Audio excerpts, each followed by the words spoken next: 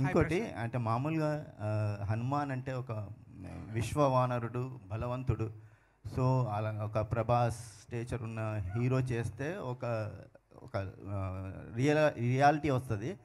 అలాంటి ప్లేస్లో తేజాన్ని తీసుకోవడానికి ముఖ్య కారణం ఏంటి సార్? ప్రభాస్ గారికి పవర్స్ రావాల్సిన అవసరం లేదు సార్. సో నిన్న సలార్ ట్రైలర్ చూసారు కదా మనం.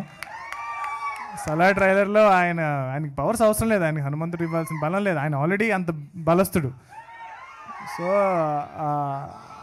సో తేజ హనుమంతుల వారి రోల్ ప్లే చేయట్లేదండి. ఒక నార్మల్ మీలాగా నాలాగా, అంటే మీకన్నా కొంచెం సన్నగా ఉన్నాడు, బట్ చాలా ఒక ఫ్రేల్, అంటే ఒక పవర్ లేని ఒక మనందరిలాగా రిప్రజెంట్ చేసే ఒక క్యారెక్టర్. ఇప్పుడు మెయిన్గా సినిమా థీమ్ ఏంటి అంటే కనుక ఒక ధర్మం కోసం, ఒక రైటియస్నెస్ కోసం ఎవరైతే ఫైట్ చేస్తారో వాళ్ళకి ఎప్పుడు హనుమంతుడు వెనకాల ఉంటాడు అన్నది main theme of the film sir. So అలా తేజ వెనక ఎలా హనుమంతుడు ఉన్నారు, సో మీరు కూడా అందరూ ఆడియన్స్ ఎలాగైతే ధర్మం కోసం ఫైట్ చేస్తే మీ వెనకాల కూడా హనుమంతుడు ఉంటారు అన్నది మెయిన్ సినిమా థీమ్ సార్.